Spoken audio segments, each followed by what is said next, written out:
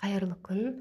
Дәл осындай ютубтыға, яғни видеоның бетіне қоятын фотоны жасап үйренеміз. Ол үшін студия приложениесіне кіріп, негізі бұл студия приложение самый жақсы приложение. Размерін таңдап аламыз. 16-да 9, ютубқа 16-да 9 деген размерді аламыз. Одан кейін бізге имидж деп галереядан өзімізге керекті фонды таңдап аламыз. Ол бір түстес фон болуы мүмкін, немесе мынандай подложка болса, тортқа, сағатқа дегендей ше. Бұлар freepik.kz сайтында немесе Pinterest'тан, жалпы Googleға немесе подложки деп іздесеңіздер болады. Тағы да галереяға кіріп, осындай қиылған тортымыздың суретін әкеліп қоямыз. Как будто жаңағы подложканың үстінде тұрғандай сақтаймыз. Енді бізге тексттарын жазу керек. Имидждің қасында текст тұрады. Негізінде бұл торттыңыз егер қиылмаса, remove background деген сайттан қиып алсаңыз болады. Текст деген үстін басып, енді біз атауын жазайық, торт фипипай деп атауын жазып, одан кейін керекті тексттарын жазып, бұл тексттің барлығы сізде адамды тартып тұратындай болу керек. Мысалы, фипипайдың да рецепттері өте көп қой ютубта. Неге именно сіздікін қарау керек дегендей. Өте жеңіл рецепт деп жазасыз ба бетіне, немесе ешкімде жоқ оригинал рецепт дейсіз ба, сондай бір мықты бір сөз болу керек. Шрифтін таңдаймыз, даже фонт дегеннен. Бұл фонт тоже, егер сіз бірінші рет мендегі видеоны қарап отырсаңыз, сонда бұл шрифттар менде бар. Телеграм каналымда бұл астына қойылған подложканы да мен сол каналға егерде салатын боламын. Подписка жасап, бұны тегін алсаңыздар болады. 100-ден асам, даже 500-ге жоқ шрифттің түрлері бар. Міне KZ аппетит Bonded деген шрифтті таңдадым.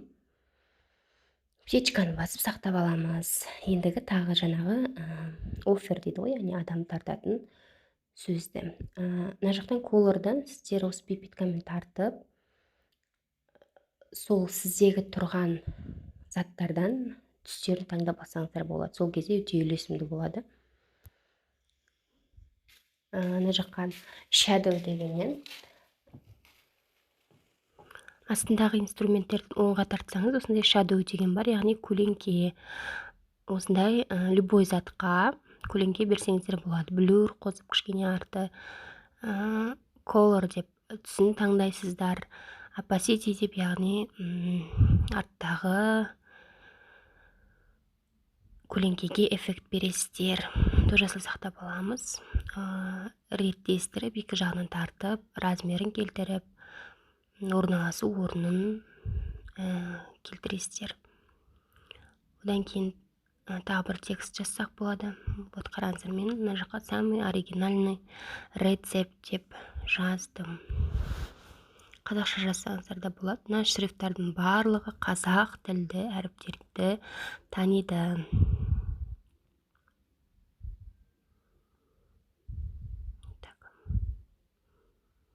Екі жағын тартасыздар, қолдарыңызбен жоғары көтеріп төмен түсірсеңіздер, кішкене жадыңқы түрде қойсаңыздар да әдемі үйлеседі. Бұл жерде бұл тек қана торттың ғана плагины емес, яғни ютубқа қоятын беткі баннер ғана емес. Любой заттың да осылай тартымды әдемі етіп видеоны салмас бұрын осылай плагин жасап алсаңыздар болады. Орналастырып болғаннан кейін тағы бір қазір эффект беретін бір нәрсе қосқым келіп тұр.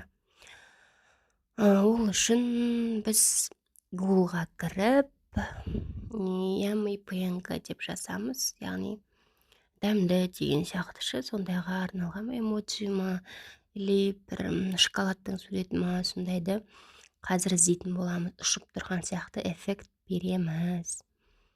Осылай астыға қарап бассаңыздар, өте көптеген PNG файлдар шығады. Мынандай қарасаңыздар, мінекей. Пончиктардың суреттері дегенде өзіңіздің жаңа қандай сферада баннер жасайын деп жатсыз, плагин жасайын деп жатсыз, соған осындай бір элементтер қарасаңыздар болады. Мінекей суши, пицца, жазулар, өте көптеген мороженое, бургер деген сияқты барлығы осы сайтта бар. PNG3 деген бұл сайтта да айта кетейін, тек күніне бір ғана суретті тегін көшіріп алуға болады. Осылай ұнаған суреттің үстін бассаңыз, соған ұқсас суреттерді шығара береді астында. Қарасаңыздар, печеньенің крошкалары, яғни домашний печеньенің рецептін жасасаңыздар, иә. Вот, өте көптен, даже фонға дейін бар. Содан кейін жаңағы ұнаған суретке барасыздар да, астында зеленый болып бесплатная загрузка деп тұр, соның үстін басасыздар.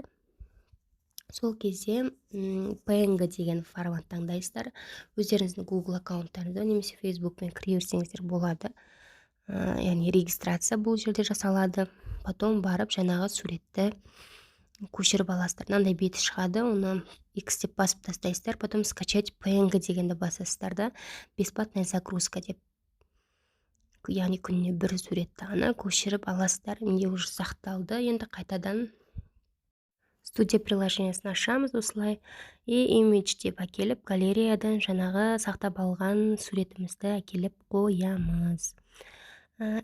Яғни өздеріңіздің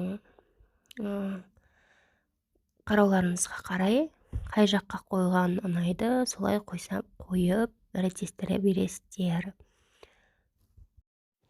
Егер де фотоны теріс айналдыру керек болатын болса, оңға қаратады, rotation дегенмен жанында тұрған ана кнопканы бассаңыздар, бұрылатын. И былай оңға, солға бұрылады суреттеріңіз. 360 градусқа айналады. Вот. Егер де подложка PNG файл болған кезде, жалпы фонынан бөлек, онда мына шоколадты біз соның артына қоя алатын едік слоймен. Менде барлығы бірге болғандықтан осылай бетіне қойылды.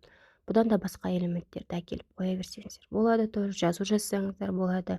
И осылай галереямызға сақтап аламыз. Видеоларыңыз тартымды, әрі де кликабельный дейді ғой. Просмотр көп алып келсін сіздерге.